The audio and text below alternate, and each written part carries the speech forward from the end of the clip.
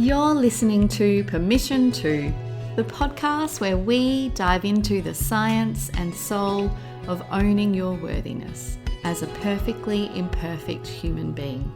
I'm your host, Sam Dew, psychotherapist, positive psychology coach, mama to a beautiful 5-year-old Amelie, and passionate advocate for living an inspired life. My aim is to show you that you have full permission to own your worthiness so that you can embrace your true nature and begin walking boldly toward your dreams. Let's dive in. Hi beauties, welcome to another episode of Permission To. Today we are diving into permission to let go of the curse of consistency.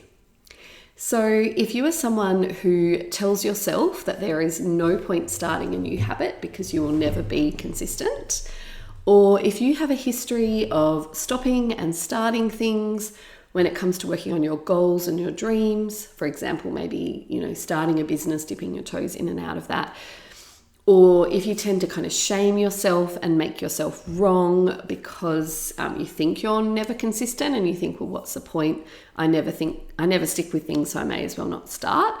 If you can relate to any of that, then this episode is for you. I'm going to be sharing why pressure to be consistent all the time is actually unhelpful. And that's why I called this episode The Curse of Consistency. How to give yourself permission to break free of this pressure, and some tips and tools for taking imperfect action. And I'm going to briefly kind of touch on a client example of this.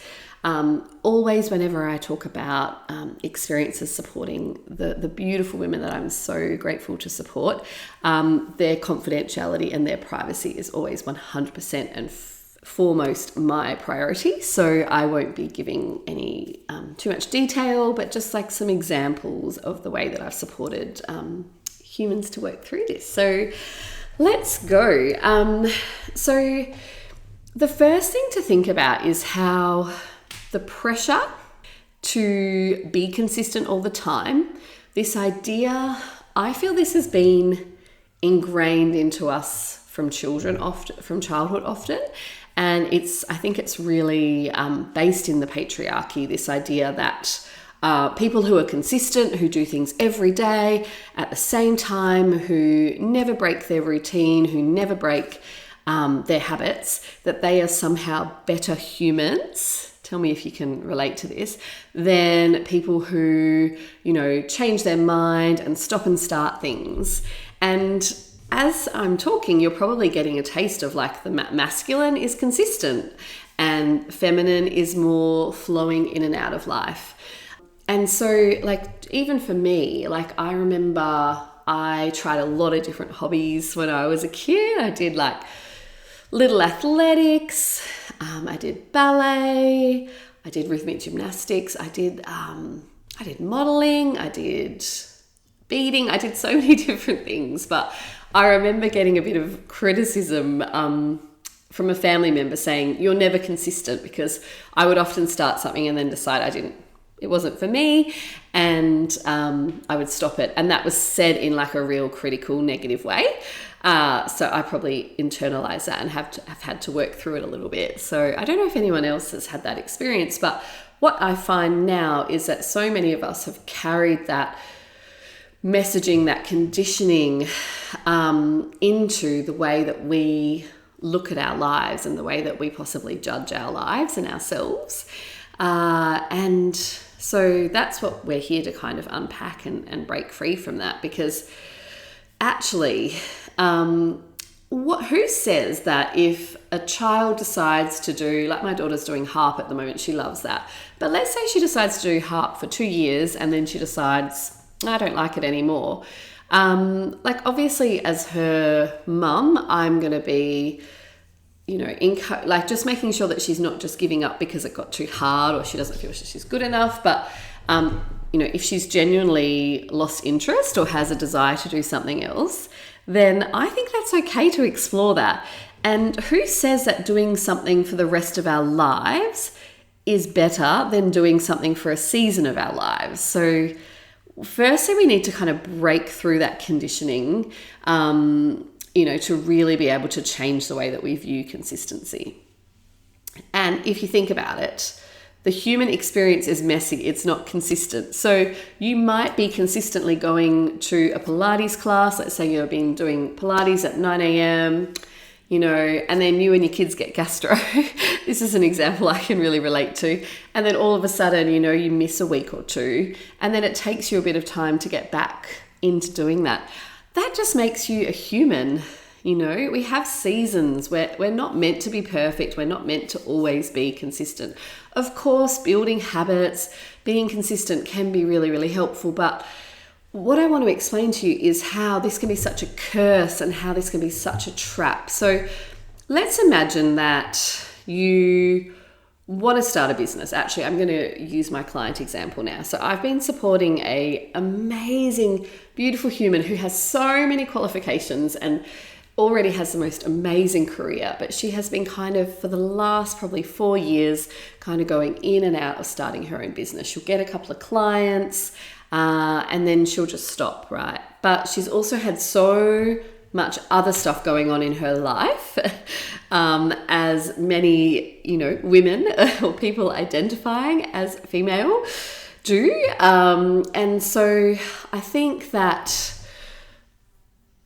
again, it's that, patriarchy of like, maybe it's easier for a man to be consistent. Maybe they have less interruptions in their life. That would have been maybe the traditional view. Although I think, a lot of dads, still do, help out just as much as mums nowadays. So it's not always true. But in this example, I don't want to share too much about this client, but I would just say that she doesn't have a lot of resources and she's got a lot of responsibilities. And so, but what's happened is because she has stopped and started her business so much, she's got this really big thing about, I don't want to start again until I'm going to be consistent. And then this story of like, I'm not consistent enough. And the thing about that is, this is why it's a curse and this is why it creates a trap. Because of course, if you tell yourself, well, there's no point starting because I'm not consistent enough, then you can lose like months, years of energy just not taking action. And so what I have been supporting her to do is to play around with, what about if I give myself permission to be a messy human? A messy mama who's got a lot on her plate and is just always doing her best. And what if I commit to growing my business in a way that acknowledges that my energy is going to ebb and flow? And that's been really, really powerful for her, because there's so much pressure on telling yourself, I can't start unless I'm going to be consistent. Can you feel that pressure when you think about having that kind of rule and that story?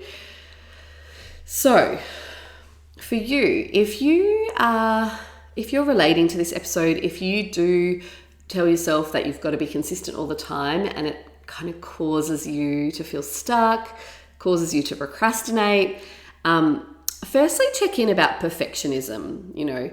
Like, is this story that I need to be consistent for it to be worth my while? Is that me trying to be perfect? Where does that idea that I need to be consistent, or that being consistent is better than being a messy human, where does that come from? And do I really believe it? How does it serve me? Is that what I want to teach the next generation? And really check in as well. So with my client example, let's call her Sally.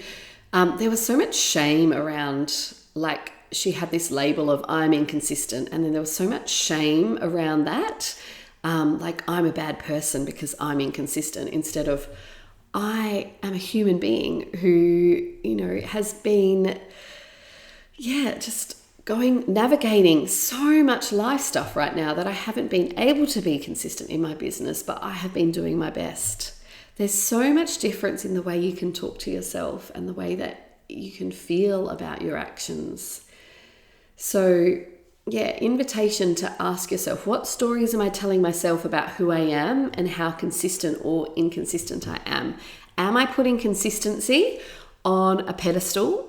and thinking that people who are always consistent are better than people who aren't consistent?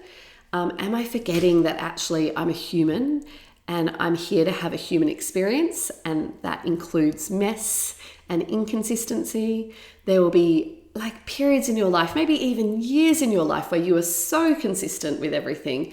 And then there will also be periods where, even going to the gym once a week feels really, really hard to be consistent, or working consistently on your business can feel really hard.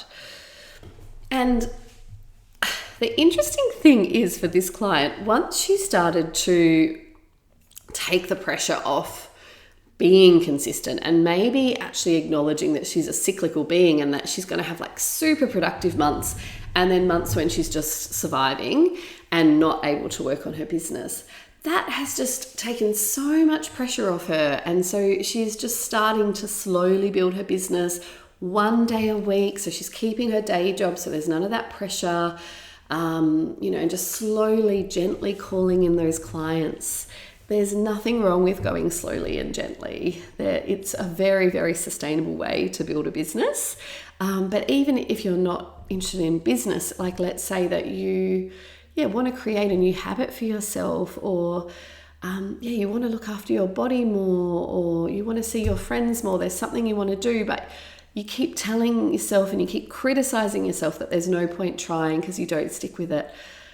I just want you to really think about how unhelpful that rule is. Like, maybe being consistent is something to aim towards, but if that is the only measuring stick of your life, if that is the only goalpost, and it's not something that really works for you, is it the most helpful way to measure your life? Is it the most helpful way to view yourself? Or are there other more nuanced ways that you could view yourself? And of course, energetically, when we shame ourselves, when we criticize ourselves, when we make ourselves wrong, I feel like that is at the root cause of why we procrastinate, of why we self-sabotage, because there's so much blocked energy then. Think about what emotions you feel when you make yourself wrong, when you shame yourself, when you tell yourself that there's something wrong with you. And like, how easily can you move from that place? I know that when I'm in that place, I feel so stuck. So definitely an invitation to see, is there a way that you could let go of that idea of being consistent? If it doesn't feel right for you, if you've realized that actually you're in that trap, of waiting to start until you can be consistent. I think that's everything for this episode. It was just short, sharp, sweet, something that was on my heart. Let me know if it was helpful. And I would be so grateful if you're enjoying these podcasts, if you're getting something out of them. Please tell others about this episode, share it on your socials, and I'd be so grateful if you could leave a 5-star review, because it really helps me to get the word out about this podcast. So thank you so much, and I will speak to you again soon. Mwah!